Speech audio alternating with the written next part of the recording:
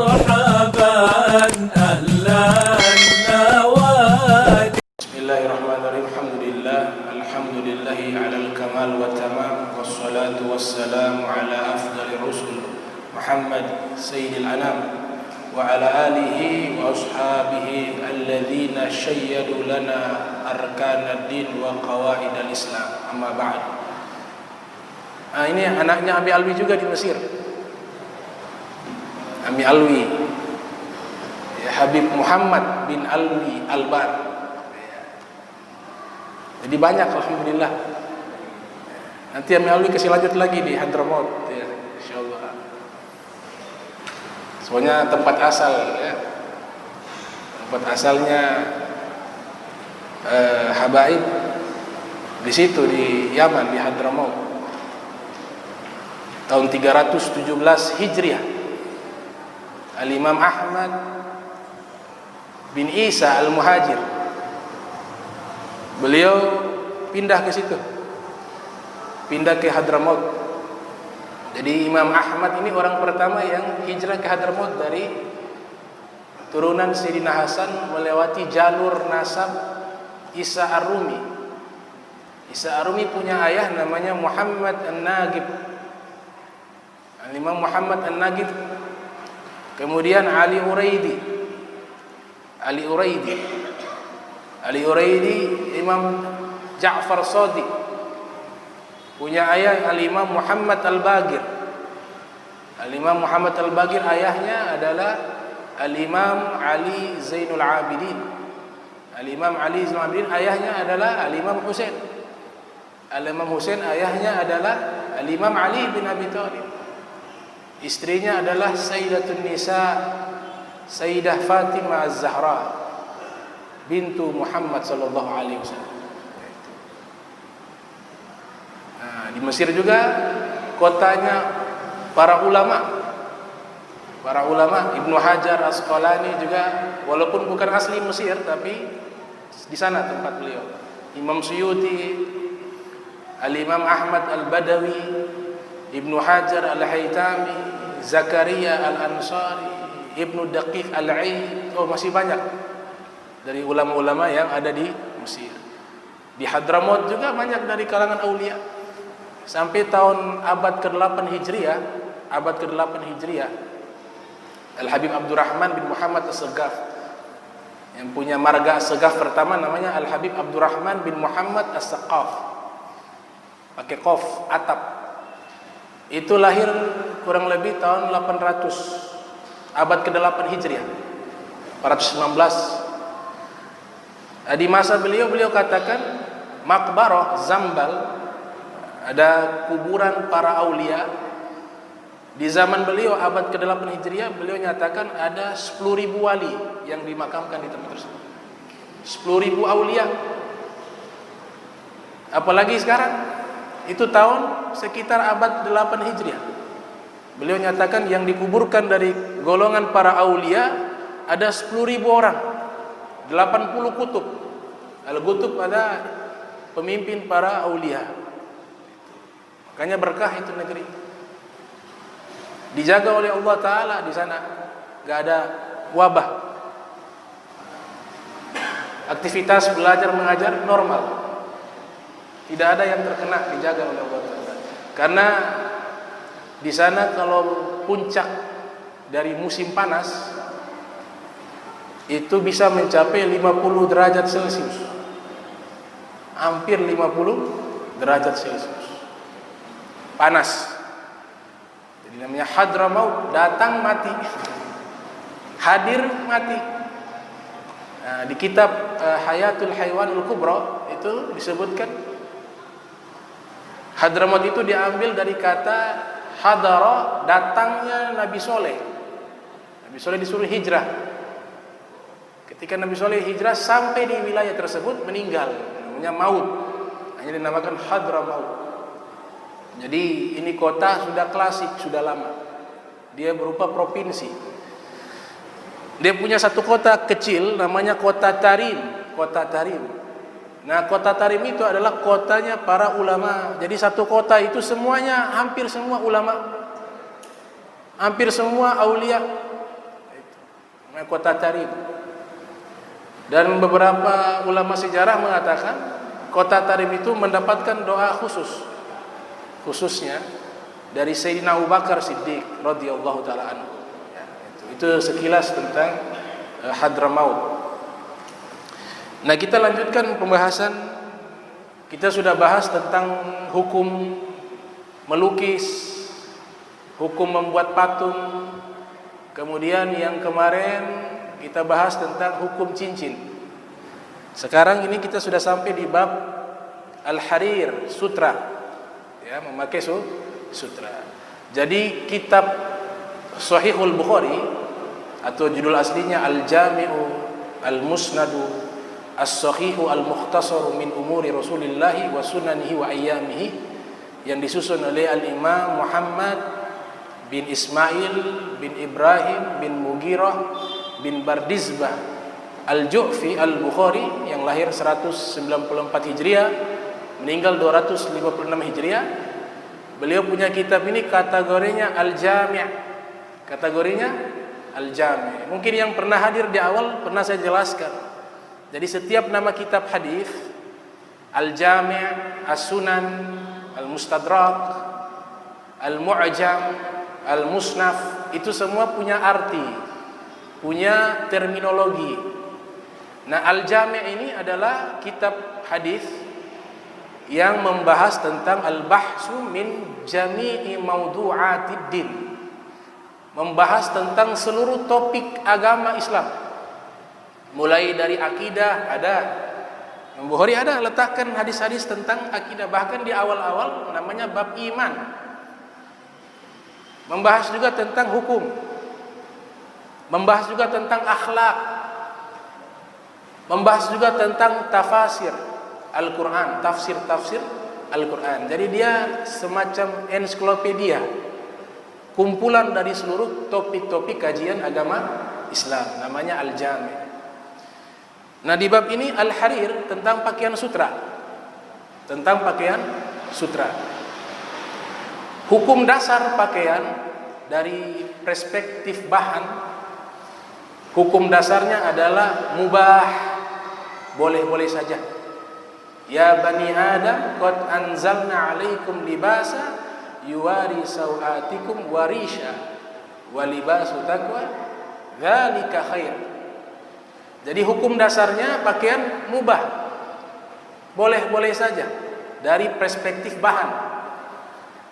Namun keterangan yang disampaikan oleh Nabi Muhammad SAW, maka disinilah ada pengecualian. Di antaranya adalah bahan pakaian yang terbuat dari sutra untuk laki-laki, untuk laki-laki. Dan hukum sutra atau pakaian sutra ini tidak terdapat di dalam Al-Quran. Hukum haramnya menggunakan sutra bagi laki-laki tidak terdapat di dalam Al-Quran, tapi terdapat di dalam hadis Nabi Muhammad SAW.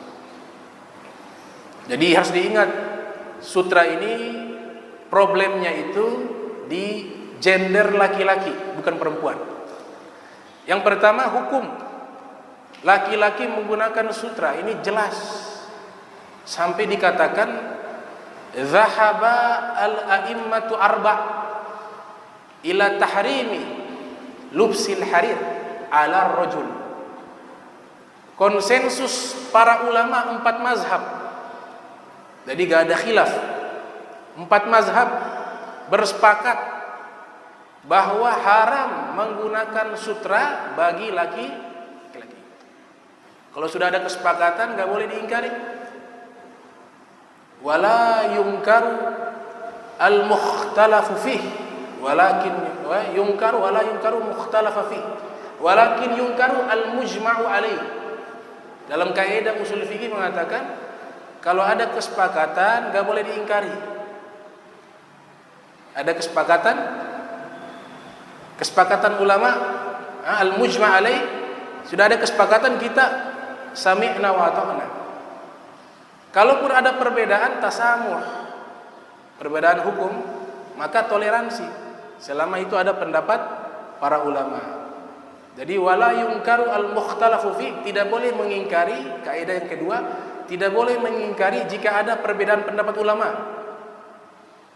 Tidak boleh mengingkari jika terdapat perbedaan ulama. Misalnya kunut. Dua mazhab pakai kunut. Mazhab Syafi'i kunut, mazhab Maliki kunut. Mazhab Hanabila sama Hanafi tidak pakai kunut. Gak boleh yang pakai kunut mengingkari. Oh itu yang tidak pakai kunut salah, bid'ah, gak boleh. Sebaliknya, yang pakai kunut, yang tidak pakai kunut tidak boleh mengingkari yang pakai kunut. Nah itu namanya wala yungkaru al-mukhtalafu fih. Tapi kalau hukum sutra, pakaian sutra, kesepakatan para ulama. Sehingga dikatakan oleh Imam Nawawi yang lahir 631 Hijriah, meninggal 676 Hijriah, dalam kitab Al-Majmu' ala Syarh Muhadzab, beliau mengatakan derajat pengharaman sutra digunakan oleh laki-laki itu al-ijma', kesepakatan. Juga ulama dari mazhab Hanabila, Ibnu Qudamah dalam kitab Al-Mughni mengatakan juga derajat pengharaman sutra bagi laki-laki itu al-ijma', kesepakatan.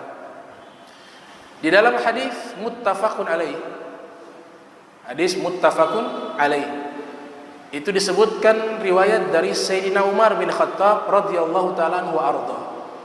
Beliau mengatakan Nabi sallallahu alaihi wasallam bersabda, atau kama qala Nabi sallallahu alaihi wasallam, man labisal harira fid dunya lam yalbashu fil akhirah.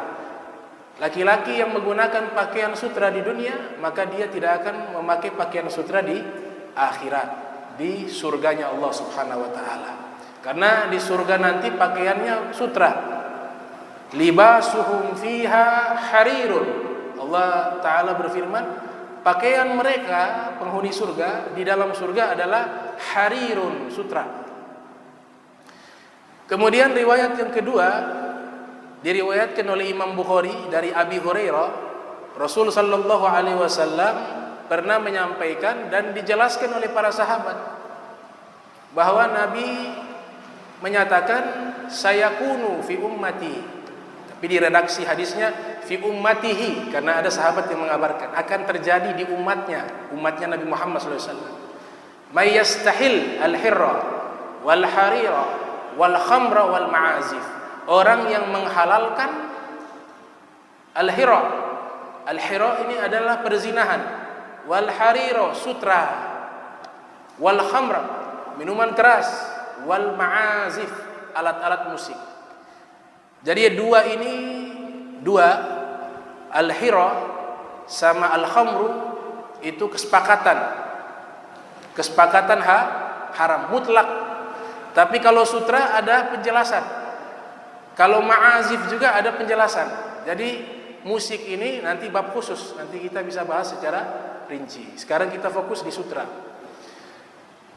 Dari hadis tersebut sudah jelas Nabi katakan mayastahil, orang yang menghalalkan, berarti sebelumnya haram.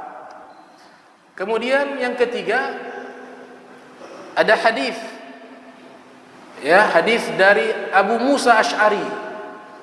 Abu Musa al-Asy'ari, sahabat Rasul sallallahu alaihi wasallam, beliau mengatakan Nabi sallallahu alaihi wasallam bersabda, innallaha ta'ala ahalla li inathi ummati al-harira wal-dhahab wa harramaha ala dzukuriha. Sesungguhnya Allah Subhanahu wa taala menghalalkan sutra dan emas bagi wanita umatku, dan Allah mengharamkannya bagi laki-laki dari umatku, kata Nabi Muhammad SAW. Dalam riwayat Imam Tirmidzi, hadis tadi diriwayatkan oleh Imam An-Nasa'i yang lahir 215 Hijriah, meninggal 303 Hijriah. Hadis berikutnya diriwayatkan oleh Imam Muhammad bin Isa Tirmidzi yang lahir 209 Hijriah, meninggal 279 Hijriah. Rasul sallallahu alaihi wasallam bersabda dengan riwayat yang sama dari Abu Musa al-Asy'ari. Nabi bersabda, hurrima al-hariru wadh-dhahab ala dzukuri ummati. Wa uhilla liinafihim, diharamkan sutra dan emas bagi laki-laki umatku, dan dihalalkan bagi para wanita mereka. Ini hadis riwayat Imam Tirmidzi. Dari hadis ini ada yang lebih spesifik menjelaskan riwayat pengharaman sutra bagi laki-laki.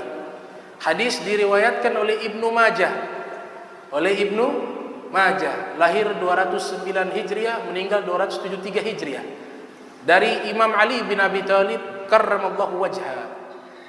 Imam Ali mengatakan, pada suatu hari akhadha Rasulullah sallallahu alaihi wasallam harira bishimalih.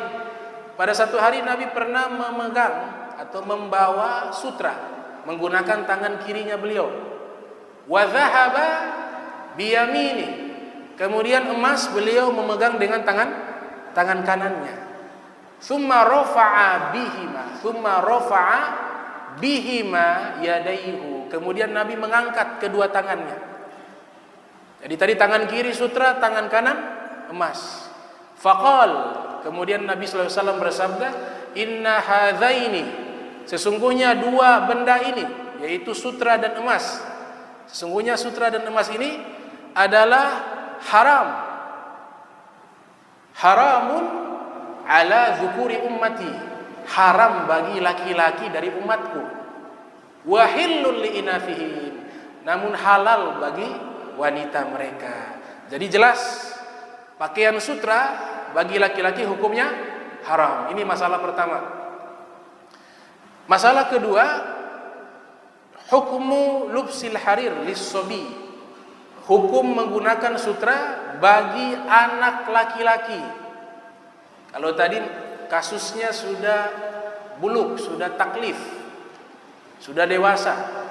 Pertanyaannya, apakah boleh anak kecil pakai sutra? Maka di sini terjadi beberapa pendapat para ulama, para fuqaha. Dua pendapat dari Imam Ahmad bin Hanbal dan Imam Abu Hanifah mengatakan hukumnya tetap haram walaupun kepada anak kecil laki-laki. Pendapat kedua dari Imam Malik. Imam Malik mengatakan hukumnya jawaz ma'al karaha, hukumnya boleh tapi makruh. Makruh. Jadi makruh ini juga nanti di dalam ilmu fikih ini ada dua. Ada karahatu tahrim, ada karahatu tanzih. Ada makruh yang mendekati haram, ada yang makruh tidak mendekati yang haram. Itu di bab fikih. Jadi anak kecil tiga pendapat. Mazhab Hanabila dan mazhab Hanafi mengatakan hukumnya haram walaupun anak kecil pakai sutra. Anak kecil laki-laki, kalau perempuan tidak ada masalah. Yang kedua, Imam Malik mengatakan makruh. Yang ketiga, Imam Syafi'i, ada dua pendapat dari para ulamanya. Ada yang mengatakan haram, ada yang mengatakan boleh secara mutlak. Dengan syarat anak kecilnya itu lam yablugh al-haulain, belum mencapai usia 2 tahun. Jadi kalau sudah di atas 2 tahun hukumnya sama, haram.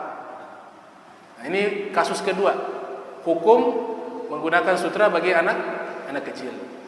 Yang ketiga, hukmul lubsil harir makhlud, hukum menggunakan sutra dengan ada bahan campuran. Tadi jelas kalau yang haram itu sutra murni, tidak ada campuran, haram untuk laki-laki. Sekarang sutra dicampur dengan bahan yang lain. Sutra dicampur dengan bahan yang lain. Maka di sini Imam Nawawi dari mazhab Syafi'i mengatakan innal i'tibara bil wazn, maka status hukumnya itu mengikuti timbangan atau presentasi berat bahan. Jadi kalau sutranya lebih banyak dari bahan yang lain kita campur, maka hukumnya haram. Tapi kalau bahan lain lebih banyak daripada sutra, walaupun ada sutra campuran, maka hukumnya halal. Itu kalau campuran. Pendapat yang lain mengatakan kalau kasusnya sama, sutranya 50%, bahan lainnya juga 50%, Muncul dua pendapat.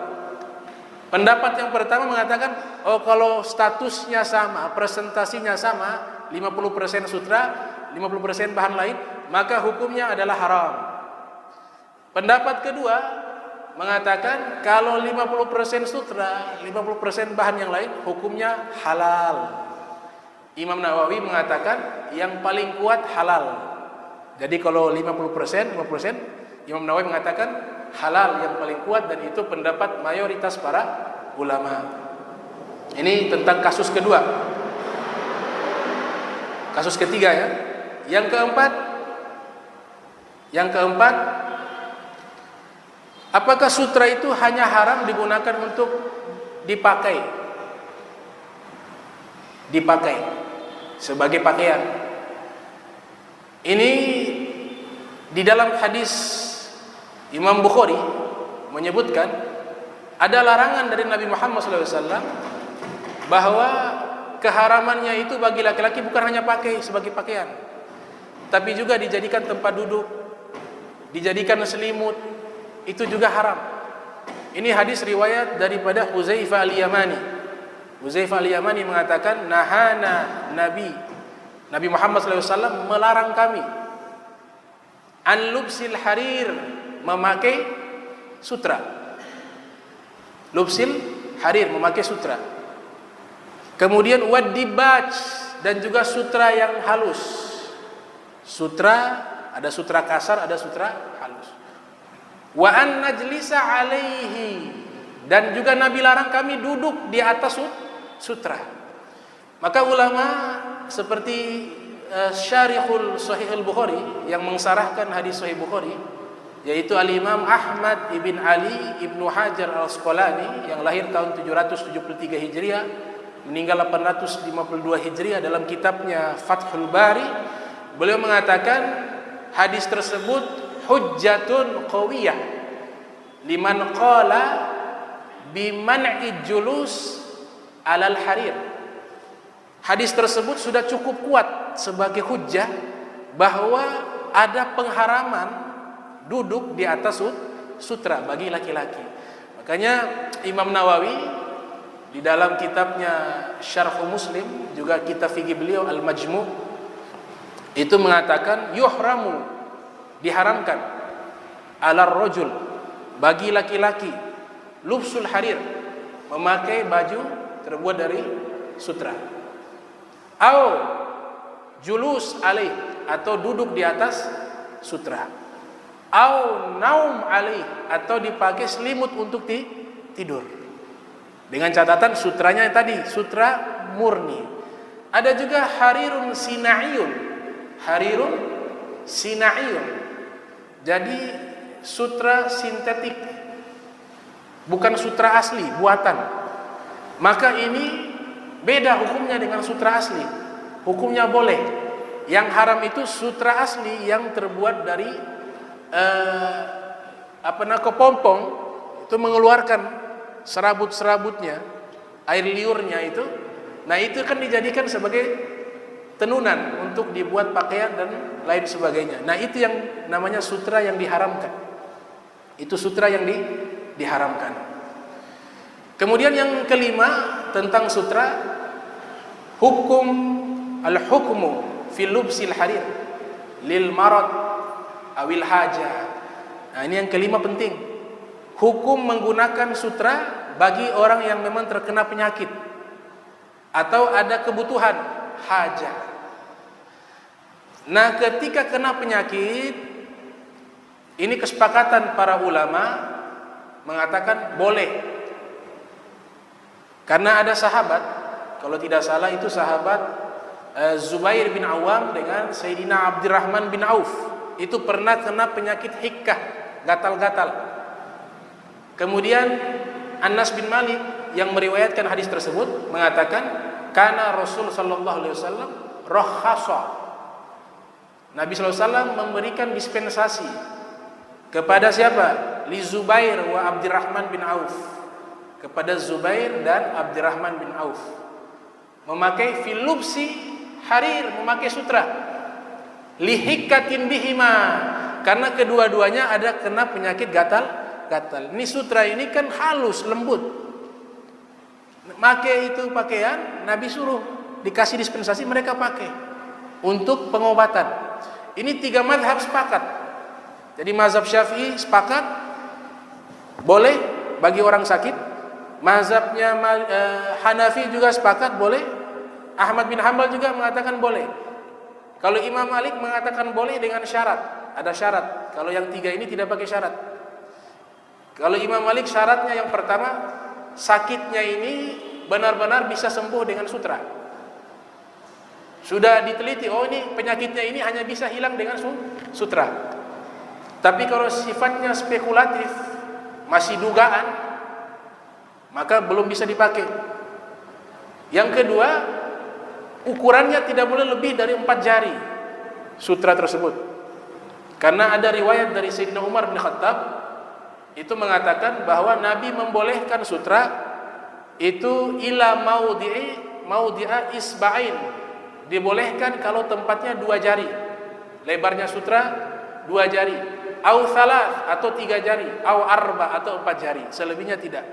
Nah, ini menurut mazhab Malikiyah. Mazhab Malikiyah mengatakan boleh bagi orang sakit dengan syarat tadi 2. Tapi kalau 3, jumhur mengatakan tidak pakai syarat. Kalau sakit pakai itu boleh. Sakit pakai sutra boleh bagi laki-laki.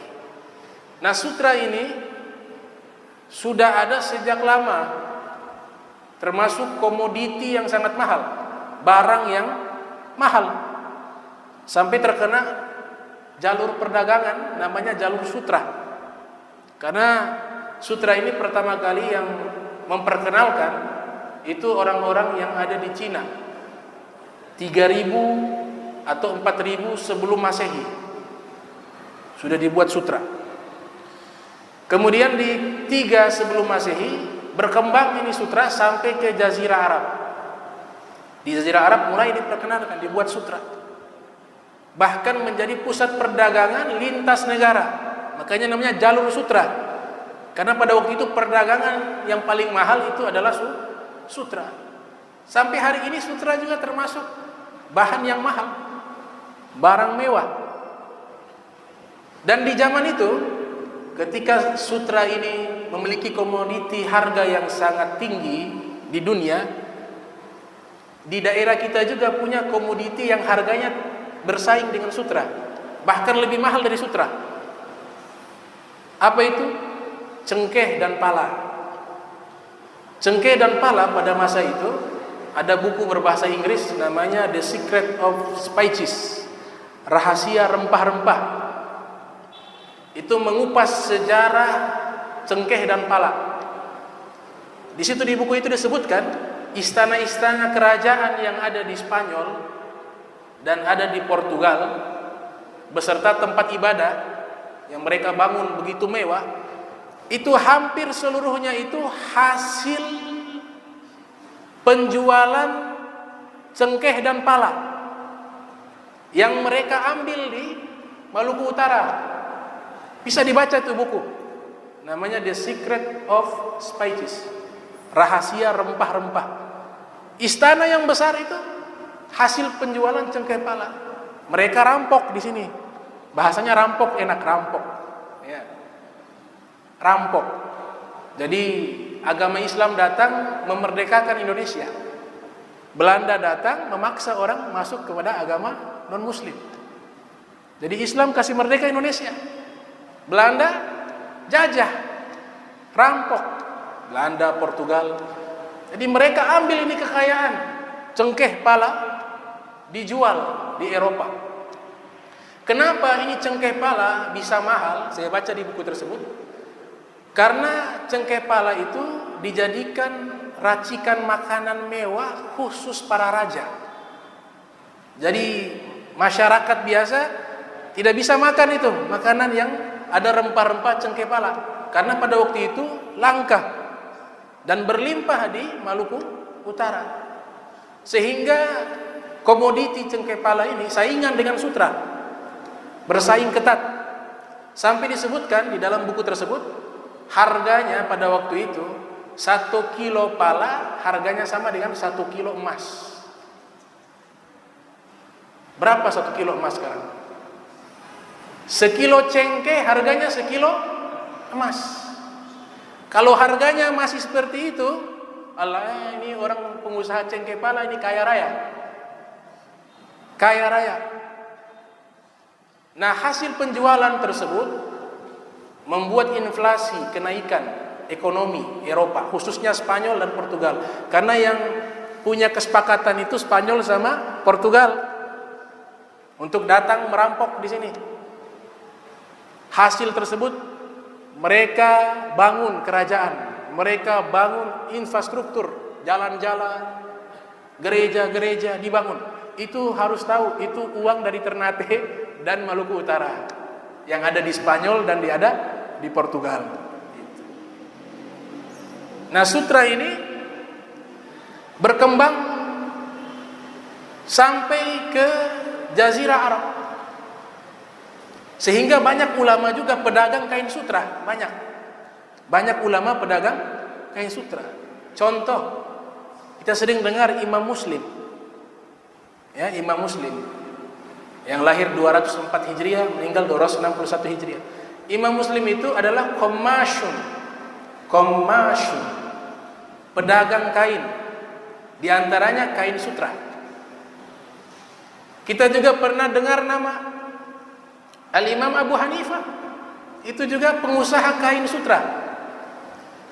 Bahkan pengarang kitab Sahihul Bukhari, beliau punya ayah itu pengusaha sukses di dalam menjual kain sutra.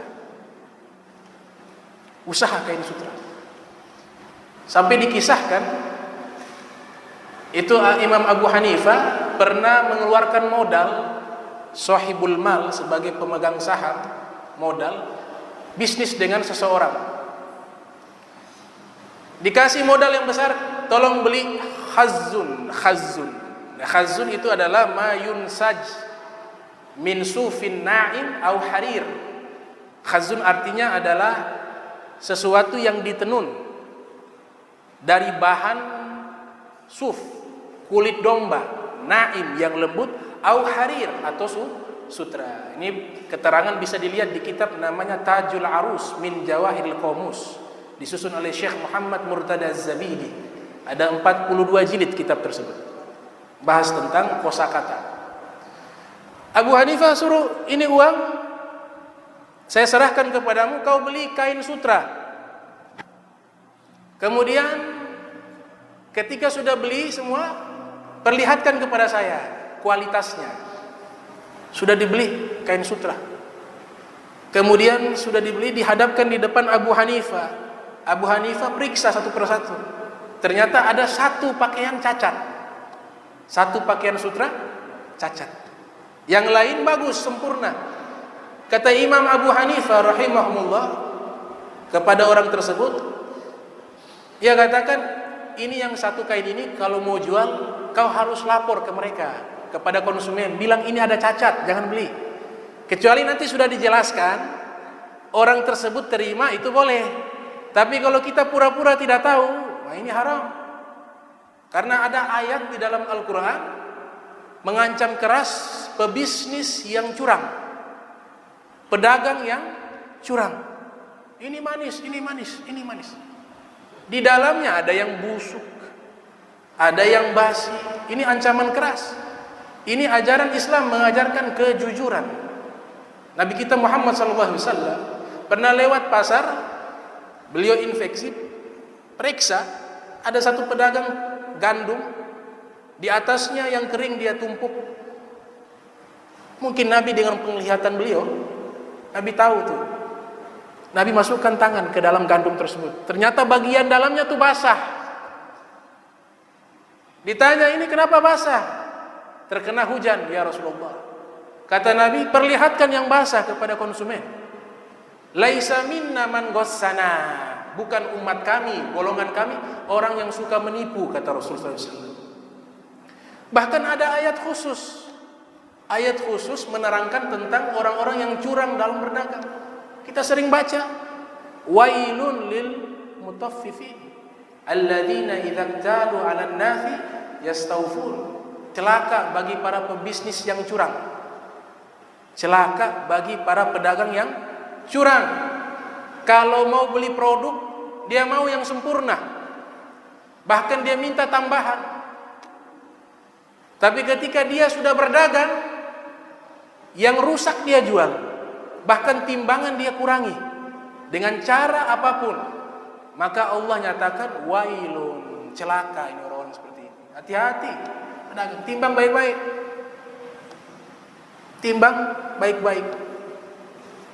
Kita gak mau punya masalah di yaumil qiyamah, ya. Kita ini ada namanya yaumal hisab atau yaumul hisab. Ada namanya hari perhitungan. Hasibu anfusakum qabla an tuhasabu. Wazinu a'malakum qabla an tuzanu. Hitung diri kalian sebelum kalian dihitung oleh Allah Subhanahu wa taala. Ini ilustrasi Abu Hanifah, pedagang yang takut kepada Allah. Pedagang yang takut kepada Allah. Dan perlu diketahui, ketika kita berdagang menggunakan sistemnya Nabi Muhammad SAW, pasti akan diberikan keberkahan dan diberikan itu perdagangan akan menghasilkan uang lebih banyak daripada yang curang. Pasti itu. Dan Nabi membuktikan. Nabi ini punya sistem perdagangan dengan Sayyidatuna Khadijah. Kalau kita mengkaji kitab sejarah, diantaranya kitab sejarahnya Profesor Dr. Said Ramdan Al-Buti, namanya Fiqh Sirah An-Nabawiyah. Beliau menjelaskan dalam kitab sejarah beliau bahwa Sayyidatuna Khadijah ini sahibul mal, yang memegang modal. Nabi Muhammad SAW mudharib, yang mengembangkan itu modal menjadi usaha, nanti hasil keuntungannya dibagi dengan perjanjian awal. Ini boleh, namanya mudharabah dalam fikih muamalah. Nabi lakukan itu.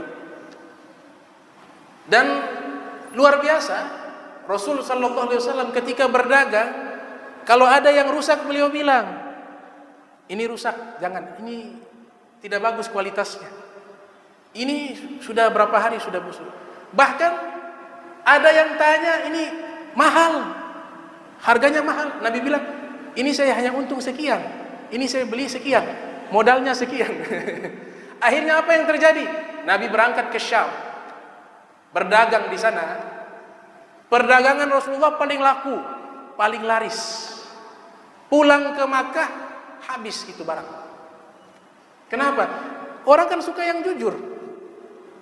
Kita kalau belanja di satu tempat, kemudian dia katakan ini produk luar biasa, pakai sumpah lagi. Kemudian kita beli, pakai baru 3 hari rusak. Cek padahal palsu. Orang yang punya akal sehat itu dia tidak akan belanja di situ lagi. Bahkan bisa jadi dia punya keluarga mau belanja di situ, jangan. Ana beli ini nih 3 hari rusak. Dia bilang asli padahal palsu. Jadi hati-hati. Allah Ta'ala lihat. Ada tukang-tukang servis, barang yang tidak rusak dibilang rusak. Mentang-mentang orang tidak paham. Orang tidak paham ini alat, kasihan. Bapak sudah tua, umur 60 tahun, masalah AC tidak paham, masalah elektronik tidak paham, datang tukang servis. Ini padahal gak ada yang rusak. Coba periksa ini, apa yang rusak? Oh, ini alat ini rusak sekian, 200.000. Pakai, rusak lagi. Oh, saya lupa, ada yang satu rusak lagi. Dia pikir Allah tidak melihat. Dia pikir hidup hanya di dunia. Ini fata morgana, ad-dunya kassara. Dunia ini seperti fata morgana. Igtarra man ra'ahu wa khaba man rajahu. Igtarra man ra'ahu, menipu orang yang melihat. Jadi kita lihat dunia ini dengan kemewahannya, tipuan saja. Fata morgana. Cuaca panas, kita lihat di depan ada air. Itu namanya fata morgana. Dalam keadaan kehausan kita mendekat, tidak ada. Para ulama mengkiaskan dunia seperti itu. Maksudnya apa? Setelah meninggal, kita lupa kalau kita pernah hidup di dunia. Makanya Sayyidina Ali bin Abi Thalib mengatakan, "An-nas niyam fa idza matu intabahu." Manusia yang hidup di dunia tidur. nanti meninggal dunia baru terbangun dari tidur, kata Imam Ali bin Abi Thalib. Jadi jujurlah, jujur dalam berdagang, jujur dalam segala sesuatu. Kalau sudah jujur, Allah Ta'ala tidak tinggal diam, Allah balas. Balasan pedagang yang jujur itu digabungkan dengan para nabi, digabungkan mereka di yaumil kiamat dengan kaum siddiqin, digabungkan pedagang yang jujur dengan para syuhada di yaumil kiamat. Nabi bersabda, at-tajir as-suduq al-amin ma'an nabiyyin was-siddiqin wasyuhada. Pedagang yang jujur nanti dikumpulkan di yaumil kiamat bersama para nabi Allah, bersama para siddiqin, orang-orang yang jujur, wasyuhada, orang-orang yang wafat di jalan Allah Subhanahu wa taala di dalam peperangan. Al-Imam Abu Hanifah paham masalah ini, tahu tentang hukum Allah. Beliau kasih modal dagang ini, sudah kasih ingat, yang satu ini satu saja kain, yang lainnya bagus kualitasnya, yang satu saja cacat. Satu ini kalau ada yang mau beli jelaskan, ini ada yang rusak. Ternyata ini sudah asik dagang, biasa kan lupa. Orang ramai datang, dia main jual saja. Mungkin dia lupa, wallahu alam, dia lupa. Akhirnya dia jual, semua habis. Keuntungan yang berlimpah. Dia datang kembali ke Irak, bertemu dengan Imam Abu Hanifah. Wahai Imam Abu Hanifah, alhamdulillah, dagangan kain sutra kita laku, habis, terjual semua.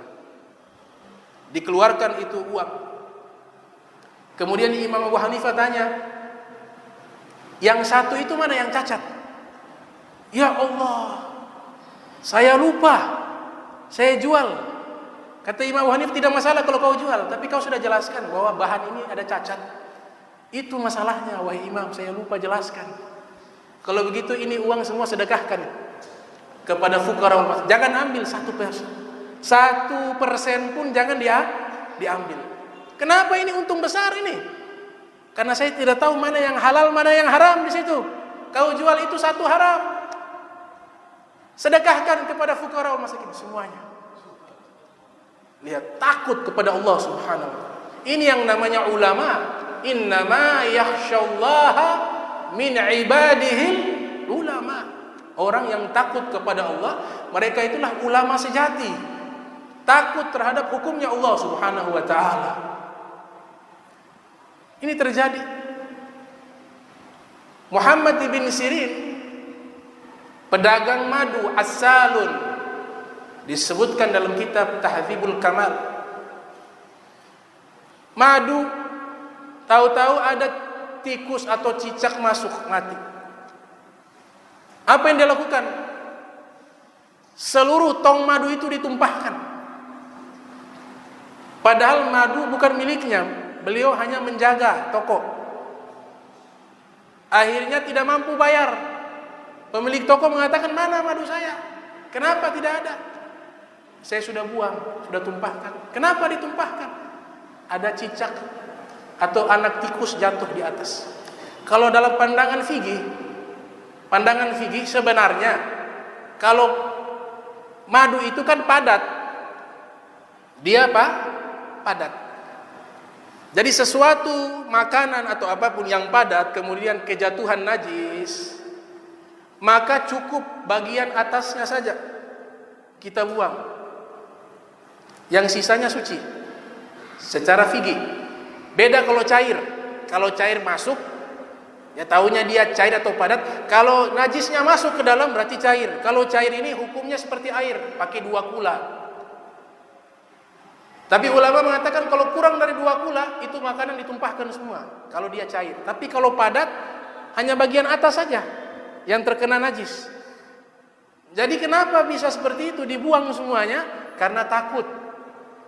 Hukum takut, khauf minallahi subhanahu wa ta'ala, ditumpahkan semuanya. Gak bisa bayar itu madu, akhirnya masuk penjara. Masuk penjara gara-gara tidak bisa ganti rugi bayar madu. Nah ini para ulama terdahulu seperti itu. Itu di kitab Irsyadul Ibad ada. Kitab namanya Irsyadul Ibad. Di Yaman dulu terkenal punya bahan kain yang bagus, khazzun. Ada cerita suku Daus. Ini riwayat disebutkan oleh Ibnu Hajar dalam kitab Al-Isabah fi Tamyiz Shahabah. Jadi seorang sahabat bernama At-Tufail Ibnu Amrin Ad-Dausi, termasuk orang-orang awal yang masuk Islam. Dan beliau punya jasa mengislamkan Abi Hurairah, Abdurrahman bin Sakhar. Ini pembisnis. Orang-orang Yaman dulu banyak pembisnis. Makanya di dalam Al-Quran itu sering kita baca li'ila fi Quraisyin ila fihim rihlatas syita'i was-shaif. Orang-orang Quraisy itu punya kebiasaan kalau musim dingin mereka melakukan perjalanan dagang.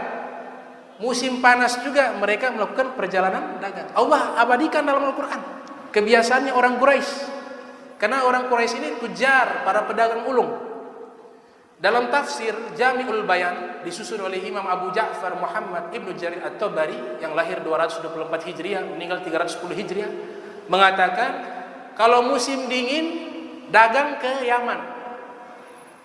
Di ayat tersebut ketika beliau tafsirkan, musim dingin orang-orang Quraisy biasa dagang ke Yaman, musim panas ke Syam. Dan perlu diketahui, Nabi kita Muhammad sallallahu alaihi wasallam itu pembisnis, pedagang dari sejak kecil. Kalau kita buka kitab sejarah namanya Ar-Raudul Unf, disusun oleh Abu Suhail. Nabi pernah dagang sampai ke Yaman, berangkat ke Yaman sebelum ke Syam.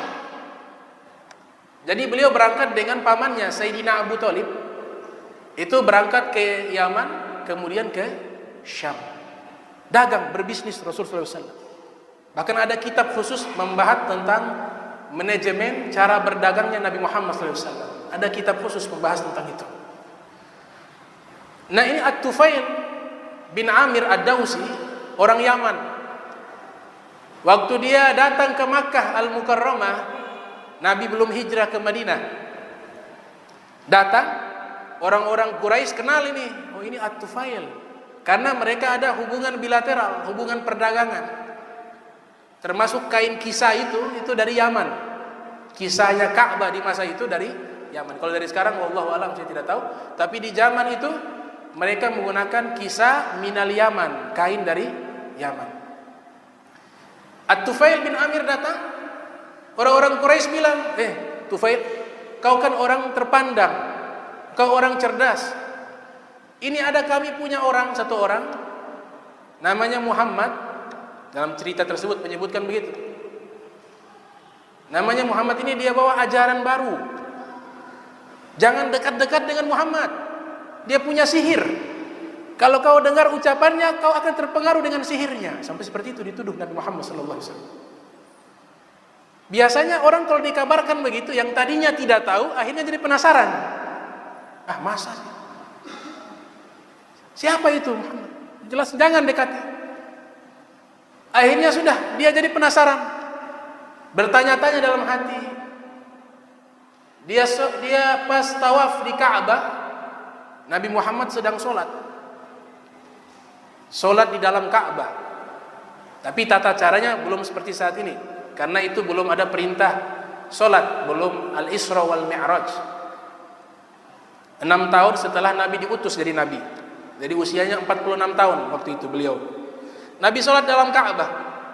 Nah, ini sholat dalam Ka'bah ini juga diperbolehkan di dalam mazhab.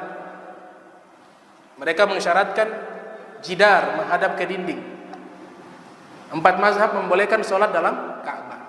Di atas Ka'bah saja Abu Hanifah mengatakan boleh, tapi hukumnya kurang ajar karena menginjak. Tapi boleh.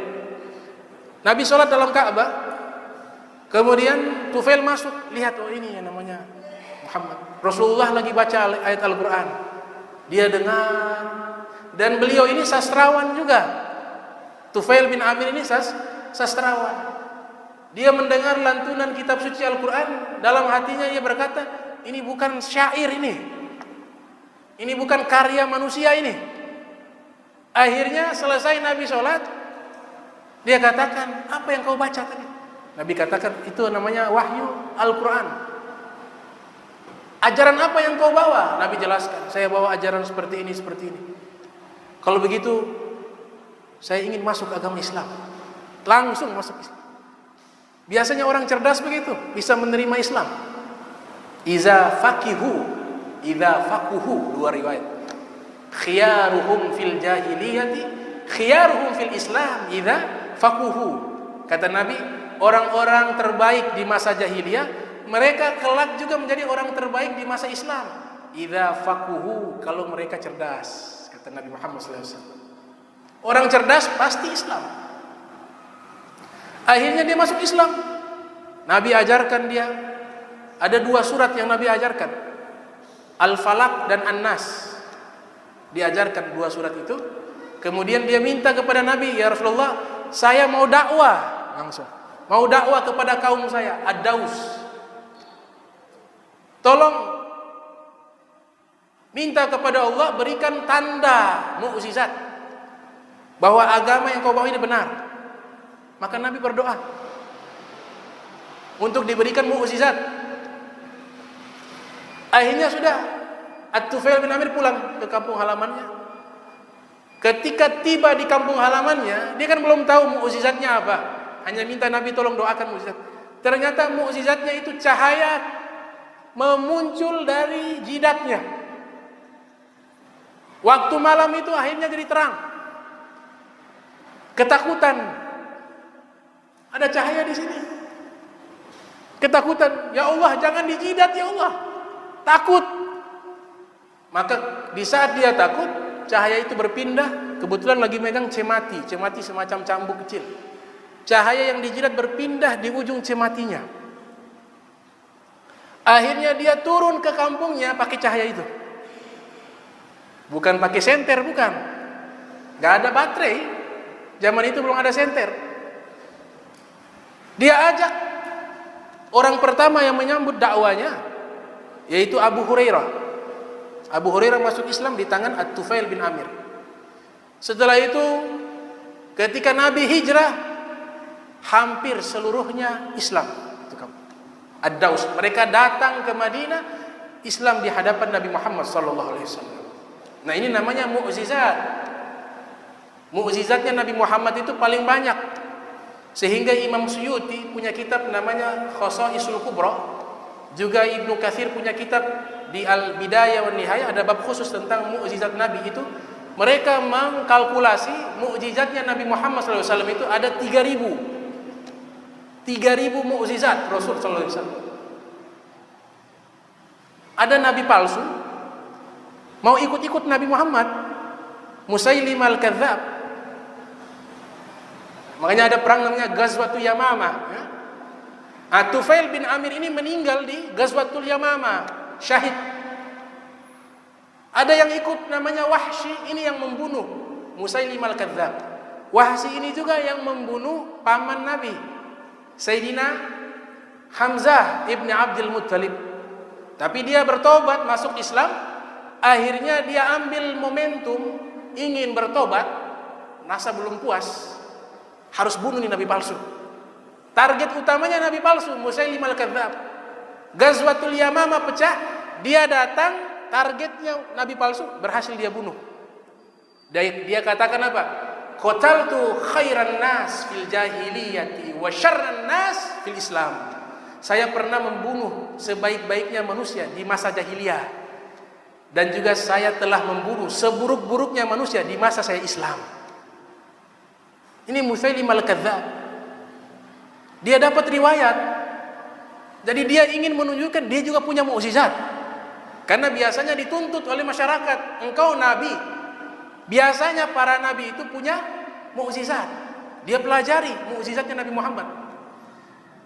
Di dalam mukjizatnya Nabi Muhammad, salah satunya pernah ada sahabat namanya Qatadah. Dalam satu peperangan, musuh menebas dengan pedang, kena mata. Akhirnya biji mata ini terlepas, tapi masih ada urat. Dia ingin memotong, dipotong itu urat patah. Setelah dipotong, dia lihat ada Nabi Muhammad SAW.